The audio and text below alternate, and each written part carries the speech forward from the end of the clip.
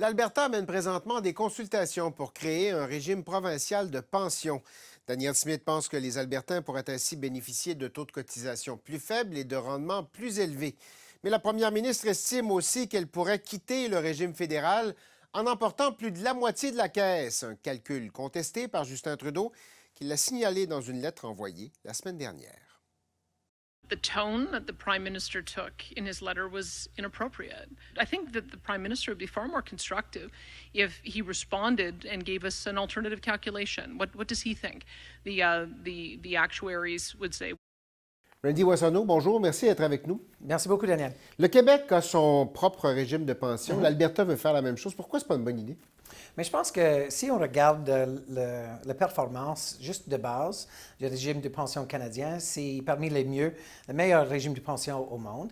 Et si on regarde la performance de gestion en Alberta des pensions semblables, c'est pas à la hauteur de ce qu'on voit avec le régime de pension du Canada.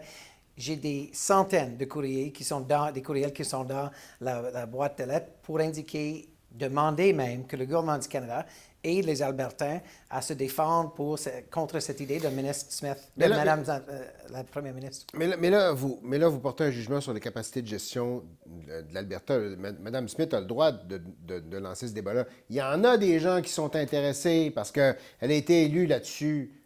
Pourquoi pas? Pourquoi ce serait une mauvaise idée?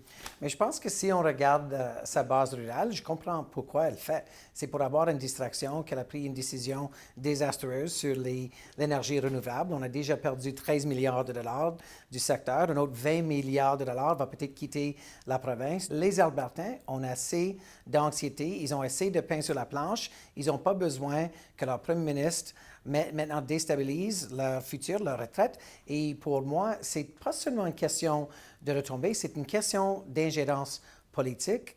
Le régime du pension canadien, c'est complètement à l'abri des gouvernements, mais tout ce les fonctionnaires qui gèrent AIMCO, par exemple, ils doivent répondre aux demandes du premier ministre. Et donc, pour moi, c'est trop risqué, vraiment trop d'inquiétude. Et je réponds à mes commettants et les Albertains qui m'envoient des demandes pour protéger leur pension. Donc, c'est ça qu'on est en train de faire. Bon, en même temps, Mme Smith dit consultation, référendum. Ça gagne. Qu'est-ce qu'on fait? Qu'est-ce que vous faites?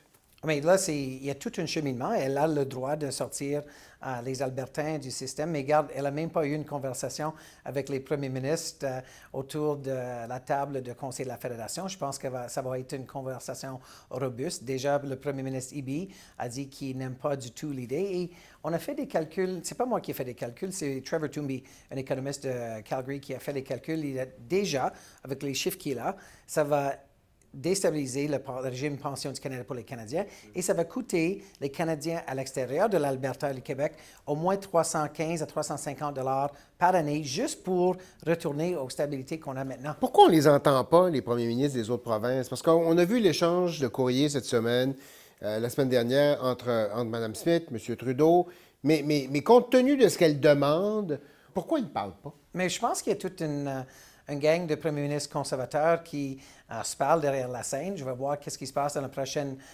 conseil de fédération. Je pense que les conversations vont être élevées, si on peut le dire. Mais je trouve honnêtement qu'on ne doit jamais jouer la politique avec les pensions. Et les réponses que je reçois des Albertains disent très clairement, Randy, s'il vous plaît, dites au premier ministre, ne touche pas ma pension. On entendait tout à l'heure Mme Smith qui qualifiait le ton de la lettre que M. Trudeau a envoyée cette semaine, qu'elle considère inappropriée. C'est vrai qu'il y avait un fond d'inquiétude là-dedans. Pourquoi?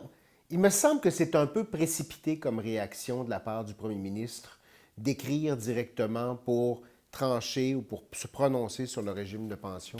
Pourquoi c'était nécessaire? C'est pas le gouvernement du Canada qui a commencé cet enjeu. C'est le premier ministre Smith qui a dit qu'elle voulait retirer 4 millions d'Albertains du régime du pension du Canada. Le premier ministre fait sa tâche, son devoir auprès des Canadiens de dire on va vous protéger, on va regarder tous les arguments. Et il a tâché les ministres, comme moi et mes collègues, de regarder, pas seulement de créer les arguments, mais de regarder les chiffres, de regarder les arguments. Si ça passe en référendum, moi je vais faire ma tâche comme Albertain, comme député, comme ministre fédéral pour parler aux Albertains et je vais être très clair. Je trouve que c'est une mauvaise idée. Je pense que ça va pas seulement pas bénéficier les Albertains, ça va déstabiliser le système pour les Canadiens. Donc, c'est quoi le but pour Mme Smith? C'est pas clair. Mais Mme Smith a fait campagne là-dessus pendant la dernière élection. Elle a gagné l'élection, Mme Smith. C'est légitime pour elle d'aller devant les Albertains et puis de consulter sur cette question-là. Elle leur en a parlé déjà. Je reviens sur la question parce que j'essaie de comprendre pourquoi ce ne serait pas légitime compte tenu du fait que le Québec en a un régime de pension séparé. Mais regarde, le Québec a commencé avec son propre régime de pension québécois au début. Et ça fait déjà 60 ans que l'Alberta fait partie de ce régime de pension canadien. Ça fonctionne, Daniel. Il n'y a rien de brisé. Pourquoi on veut réparer quelque chose qui n'est pas seulement pas brisé, mais qui fonctionne à la hauteur, à la grande échelle des pensions, des régimes de pension mondial? Donc, pour moi, quand on a un moment en histoire où les gens sont stressés, on vient de sortir du pandémie, on a l'inflation, des autres choses, d'ajouter ça sur les assiettes des Albertains, je trouve ça irresponsable. Mme Smith dit qu'elle veut partir avec essentiellement plus de la moitié des fonds qui sont à l'heure actuelle dans le régime. Comment est-ce que c'est accueilli par votre gouvernement, ça? Mal, si je veux dire dans un mot, parce que les chiffres n'ont pas de sens.